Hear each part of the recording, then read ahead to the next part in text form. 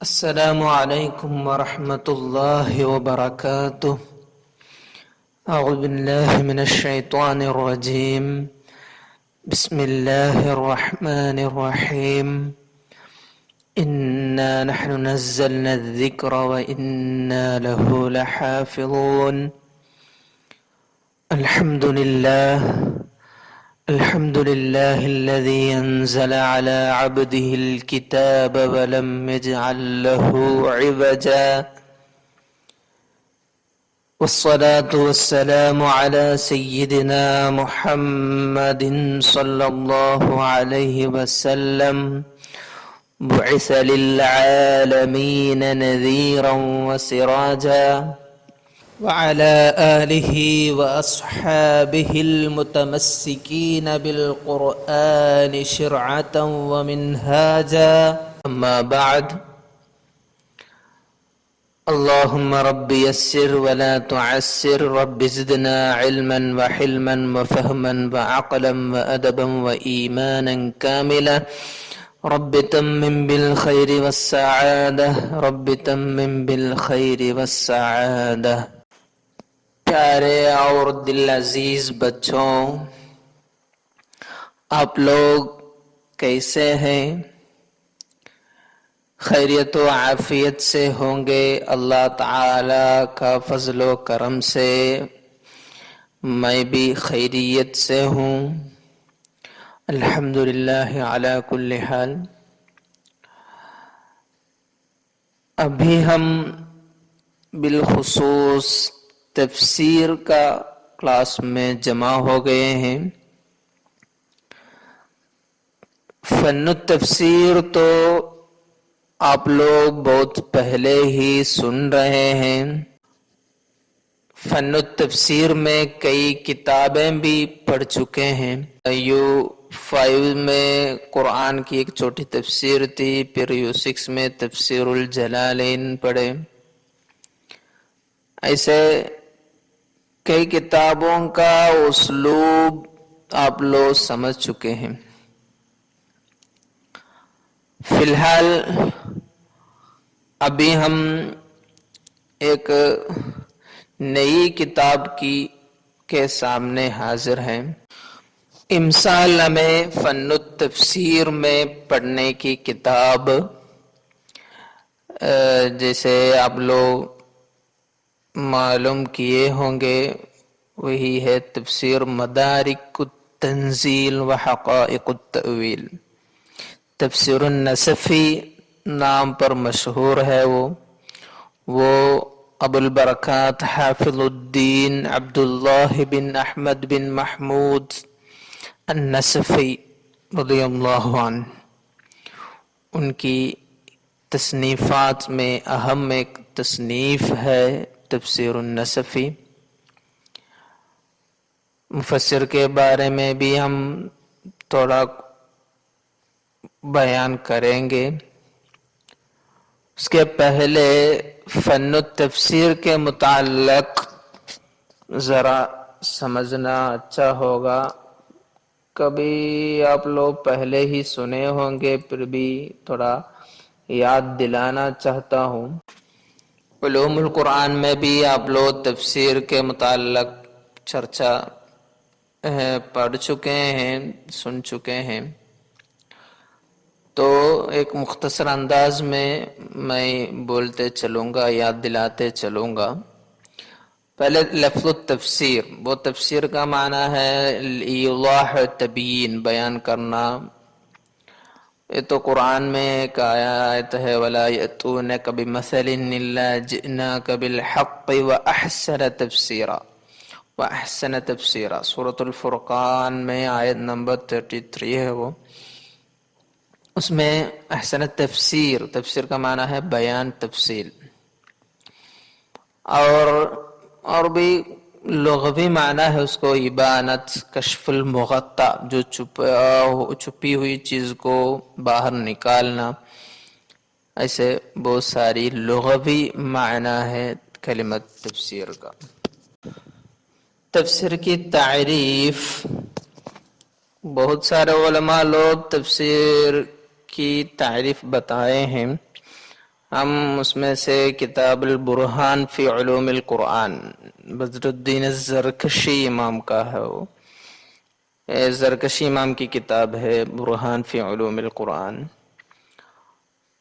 اس میں ایک تعریف ہے، ایک بیانی تفصیلی طور پر ایک تعریف ہے، وہ بتانے چاہ رہا ہوں. اس میں وہ علی العلم الذی یفہم بہ کتاب اللہ المنزل علی نبیہ محمد صلی اللہ علیہ وسلم. تفسیر ایسے ایک علم ہے، وہ علم سے سمجھایا جاتا ہے، سمجھائی جاتی ہے کتاب اللہ المنزل، اللہ تعالی کی کتاب، وہ المنزل علی نبیہ محمد صلی اللہ علیہ وسلم، جو محمد صلی اللہ علیہ وسلم پر نازل کی گئی ہو وہ قرآن. وَبَيَانُ مَعَانِيهِ وَاسْتِخْرَاجُ أَحْكَامِهِ وَحِكَمِهِ، اس کا معانی کا بیان بھی سمجھ سکتے ہیں، واستخراج احکامہ، احکام کا باہر نکالنا وہ بھی سمجھنا، وحکمہ، قرآن کی بہت سارے حکمتیں وہ سب سمجھنے کا، وہ سمجھنے کا واسطہ طریقہ وہی ہے فن التفسیر. یہ زرکشی امام کی تعریف. اور ایک مناہل العرفان فی علوم القرآن، محمد عبداللہ علیم الزرقانی رضی اللہ عنہ کی ایک تعریف بھی ہے، علم یبحث فیہ عن احوال القرآن الکریم، قرآن الکریم کی حالات کا چرچا ہوگا، ویسا ایک علم ہے تفسیر. من حیث دلالتہ علی مراد اللہ تعالی بقدر الطاقت البشریہ، وہ آیت سے کیا مراد ہے، وہ اللہ تعالی وہ آیت سے کیا ارادہ کیے ہیں، وہ بشری طاقت، انسان کی طاقت سے سمجھنے کی کوشش، وہی ہے علم التفسیر. اور فن التفسیر سے متعلق چرچا ہے، تفسیر کیا ہے، تأویل کیا ہے. اس میں بھی بہت سارے رائے ہیں. اس میں الگ سمجھنے کا ایک طریقہ امام زرکشی رحمہ اللہ اپنی کتاب میں قشیری رضی اللہ عنہ سے مروی ایک رائے پیش کیے ہیں. اس میں یہ بتانا چاہ رہے ہیں وَيُعْتَبَرُ فِي التَّفْسِيرِ الاتِّبَاعُ وَالسَّمَاعُ. تو یہ تفسیر ما تعلق بالروایہ ہے، روایہ راوی کوئی وہ صحابی یا تابعی کوئی اس میں آپ صلی اللہ علیہ وسلم سے سنے ہوئے کوئی روایت ہوگی، اس کے متعلق تفسیر کو تفسیر کہیں گے. وَإِنَّمَا الْإِسْتِنْبَاطُ مَا يَتَعَلَّقُ بِالتَّأْوِيلِ، اور یہ سب سن کر اپنے رائے جو استنباط کر کے جو بنا رہے ہیں وہ درایت کا، تفسیر بالدرایہ وہ بھی سنے ہوں گے تم لوگ، وہ درایہ سے متعلق ہے تأویل، کلمۃ تأویل. ایسا تھوڑا سا فرق سمجھنے کا ہے تفسیر اور تأویل کے بیچ. اور قرآن کی خصوصیت تو ہم بتانے کی اور سمجھانے کی ضرورت نہیں ہے. تو جیسے آپ لوگ کو معلوم ہے لوح المحفوظ میں فیہ ما کان وما یکون وما ہوا کائن، یہ سب ہے لوح المحفوظ میں. وہ لوح المحفوظ کا تھوڑا سا ایک شرح ہے یہ قرآن میں بھی اصل میں فیہ ما کان وما یکون وما ہوا کائن سب کچھ ہے قرآن میں. قرآن سے وہ سمجھنا جن کے پاس بصیرت ہے وہ لوگ کر سکتے ہیں. دنیا میں جو بھی علم ہو وہ سب علم، وما من علم منہا الا وہو وسیلۃ من وسائل توضیح معانی. ہر فن و علم قرآن سمجھنے کا تو علم البلاغہ چاہیے، علم الفقہ چاہیے، علم الاصول چاہیے، علم النحو، علم الصرف، علم الکلام، علم الجدل، علوم کونیہ، طبیعیہ، ایسے بہت ساری انواع علوم چاہیے قرآن سمجھنے کے لیے۔ اور تفسیر کی تاریخ تو آپ صلی اللہ علیہ وسلم اور جبریل علیہ السلام وہ تاریخ سے ہی شروع ہے۔ معلوم ہوگا آپ صلی اللہ علیہ وسلم کے پاس جبریل علیہ السلام آتے وقت کیا کرتے تھے۔ پہلے وہ سناتے تھے، وہ سنتے تھے آپ صلی اللہ علیہ وسلم، پھر ان کو پورا بیان کر کے دیتے تھے۔ قرآن میں ہے نا، لا تحرک بہ لسانک لتعجل بہ ان علینا جمعہ وقرآنہ فاذا قرأناہ فاتبع قرآنہ ثم ان علینا بیانہ۔ تو یہ پورا یاد رکھتے تھے، تفصیلاً بتاتے تھے جبریل علیہ السلام۔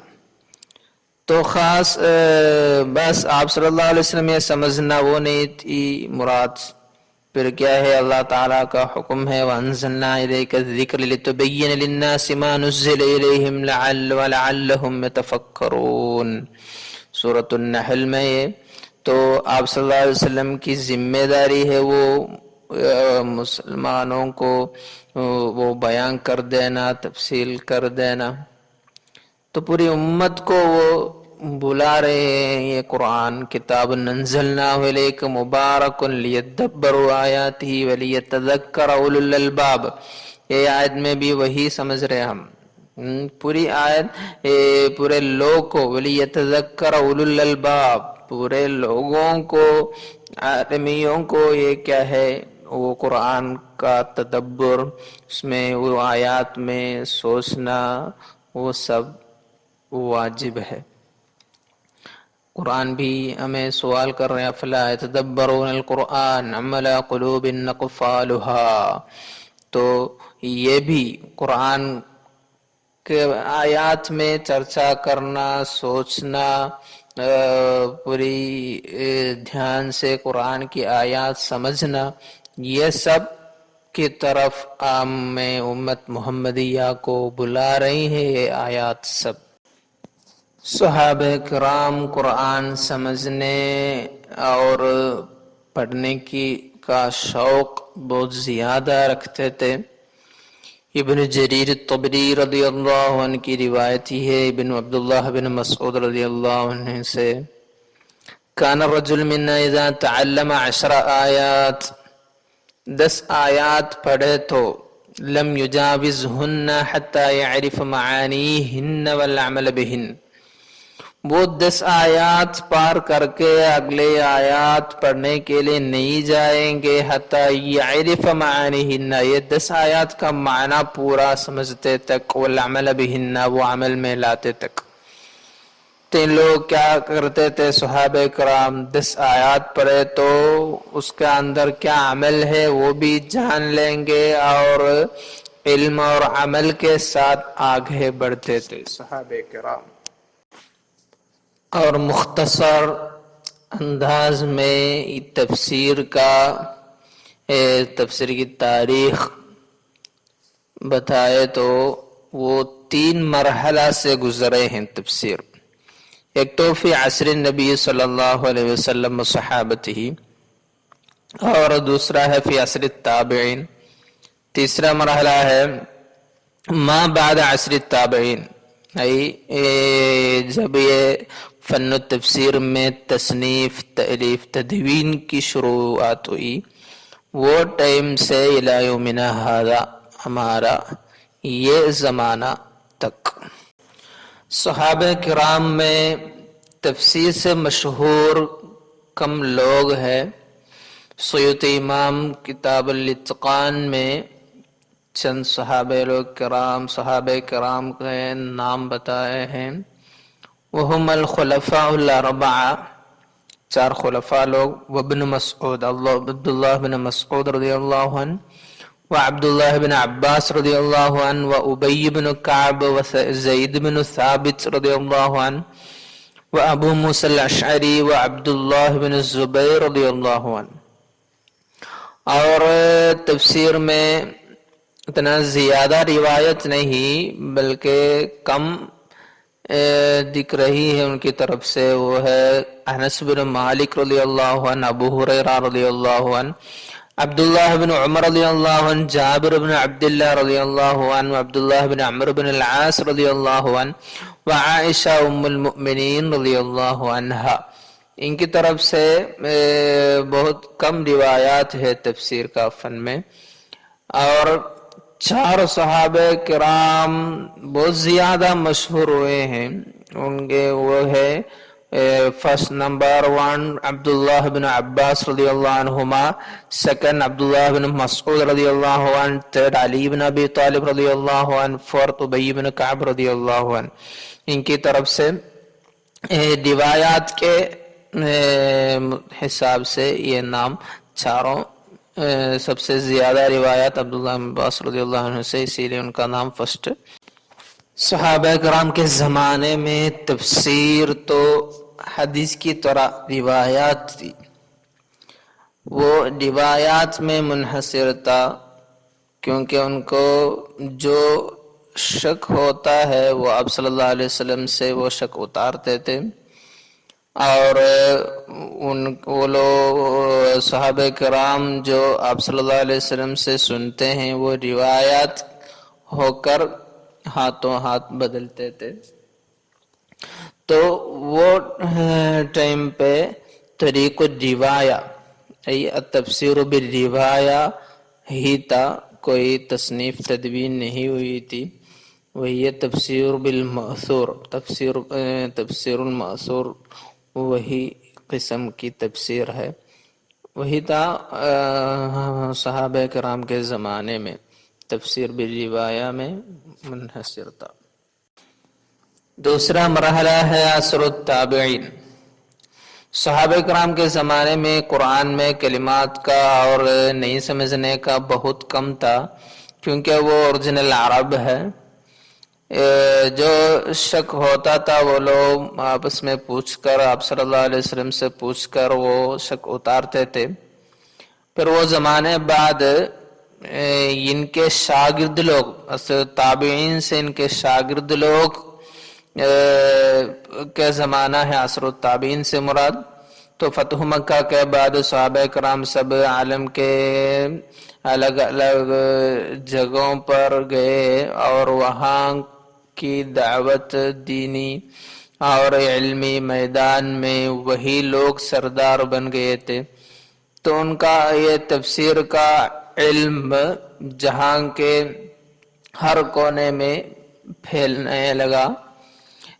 جیسے مدرسۃ التفسیر بمکہ، مکہ میں عبداللہ بن عباس رضی اللہ عنہما تھے، ان کے شاگرد و تابعین سے سعید بن جبیر، مجاہد بن جبر، عکرمہ مولا بن عباس، طاؤس بن کیسان، عطاء بن ابی رباح. ہم تفسیر نصفی پڑھتے وقت اس میں آتے ہیں مجاہد، عکرمہ، طاؤس، عطاء، سب ایسا لکھا لکھ کے اس دکھے گا، وہ ان سے مراد یہ تابعین ہے. اور مدرسۃ تفسیر بالمدینہ میں ابی بن کعب رضی اللہ عنہ تھے، ان کے شاگرد لوگ ابو العالیہ، رفیع بن مہران، محمد بن کعب، زید بن اسلم. اور تیسرا ایک مدرسہ بھی ہے عراق میں، وہاں عبداللہ بن مسعود رضی اللہ عنہ رہا کرتے تھے. ان کا شاگرد لوگ ہے علقمہ، مسروق، اسود، عامر، مرہ، حسن البصری، قتادہ، ایسے بہت زیادہ شاگرد لوگ ہیں. یہ شاگرد لوگ جو تابعین سے جو شاگرد لوگ ہیں ان کے خدمت سے جو فن التفسیر قائم رہا، وہی ہے عصر التابعین میں علم التفسیر کی تاریخ. تیسرا مرحلہ عصر ما بعد تابعین ہے، وہی عصر التدوین.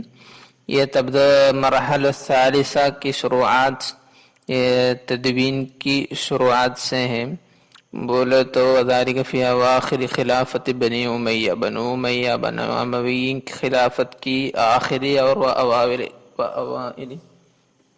خلافت العباسیین، دولہ عباسیہ کی شروعات، وہ ٹائم پہ ہے عصر التدوین۔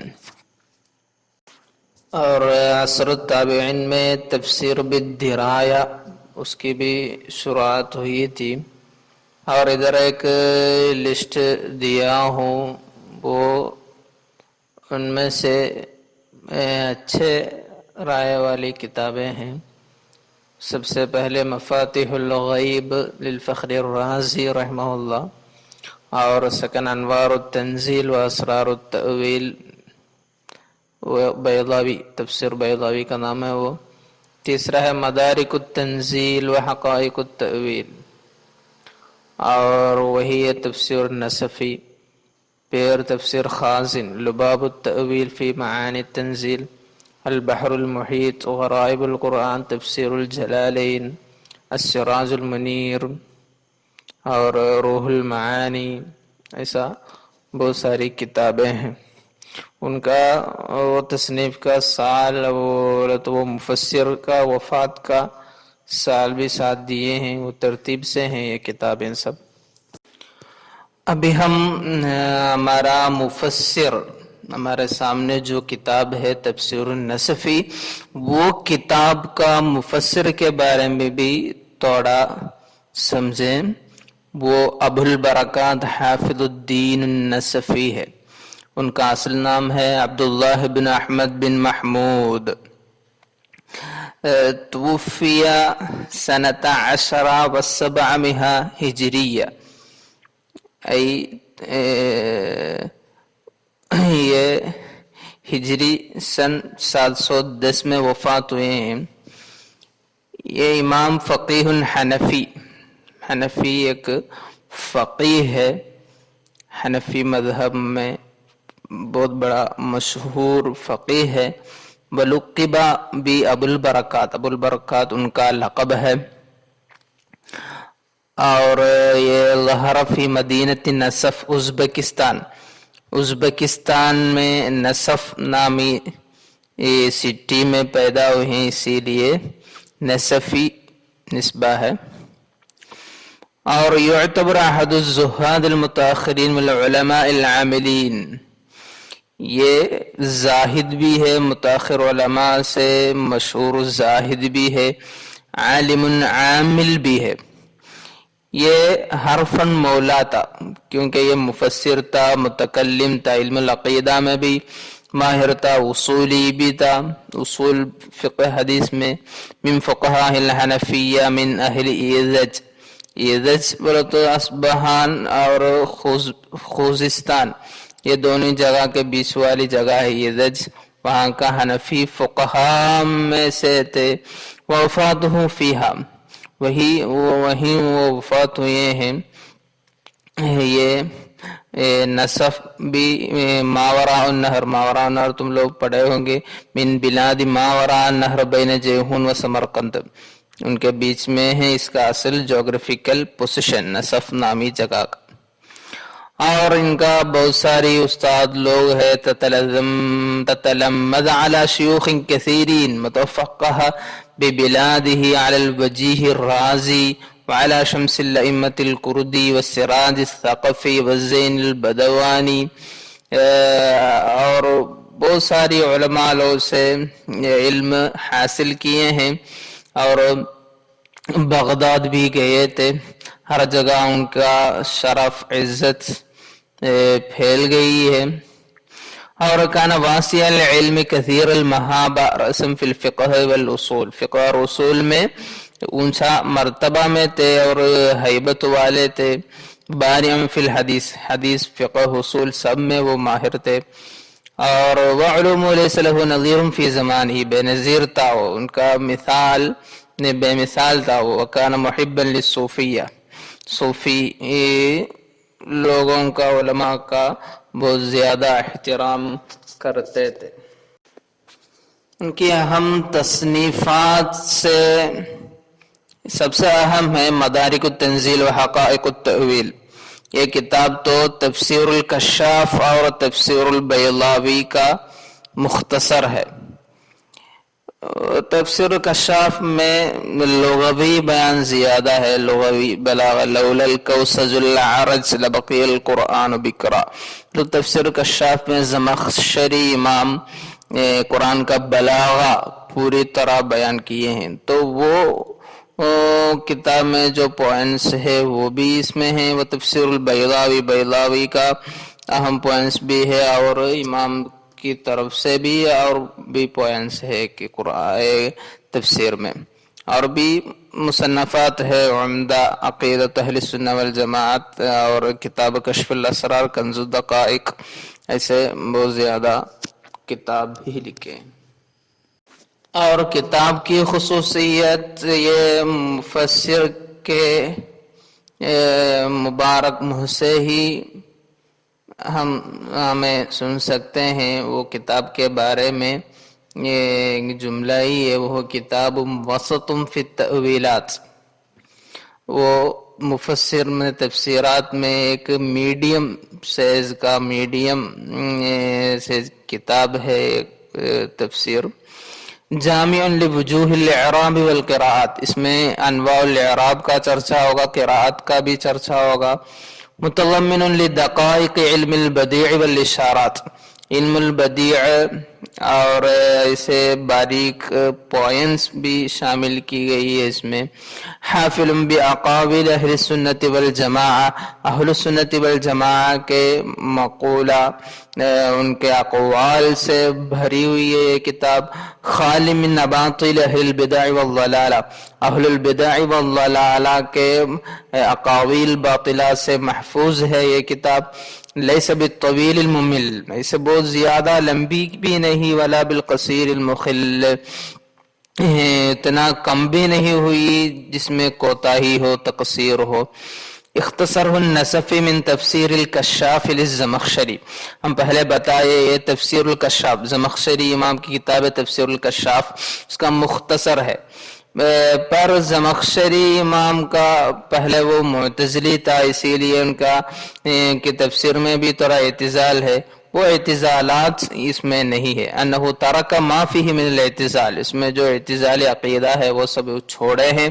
وضمنہ مشتمل علیہ من نکات البلاغیہ، وہ تفسیر الکشاف میں جو بلاغی پوائنٹس ہے وہ یہ شامل کیے ہیں۔ محسنات بدیعیہ وہ بھی بلاغہ سے متعلق ہے، اور والکشف عن المعانی الدقیق الخفیہ، وہ سب معانی کا بیان، باریک معانی کا بیان، وہ سب اس میں شامل کیے۔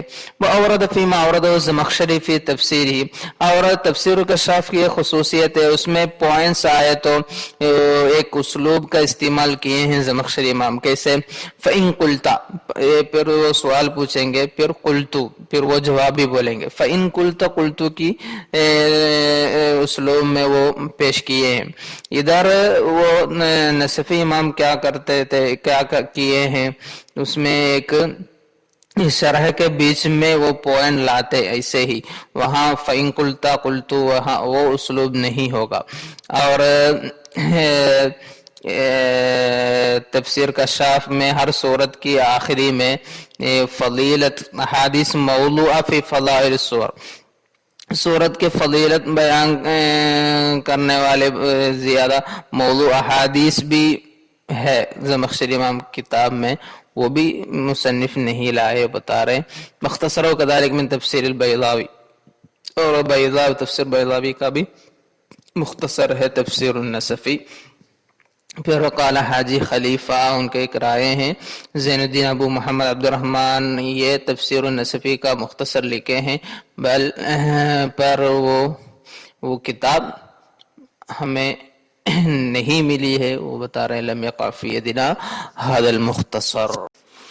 تو ابھی تفسیر کیا ہے، تاریخ التفسیر اور یہ ہمارا مفسر کے بارے میں، کتاب کے بارے میں ایک مختصر انداز میں آپ لوگ سمجھے ہوں گے، کچھ تو معلوم کیے ہوں گے، امید کرتا ہوں تم لوگ کو کچھ تو کچھ حاصل ہوا ہوگا۔ تو ابھی اور آگے بڑھانا اور زیادہ بتانا نہیں چاہتا ہوں، اور ابھی جتنا بھی پوائنٹس تم لوگ سنے ہیں وہ زیادہ وہ سب سمجھنے کا ہے، اور اس میں یہ ویڈیو کے ساتھ ہی ایک گوگل فارم کا لنک دے دوں گا، اس میں اٹینڈنس کا بھی ہے اور اس میں چند سوالات بھی ہوگا، وہ آپ لوگ پورا کرنے کا ہے، سبمٹ کرنا ہے۔ ابھی تک جو ہم چرچا کر رہے تھے اس میں کوئی شک ہے تو پوچھنے کا، اور وما علینا الا البلاغ وآخر دعوانا ان الحمد للہ رب العالمین، والسلام علیکم ورحمۃ اللہ وبرکاتہ۔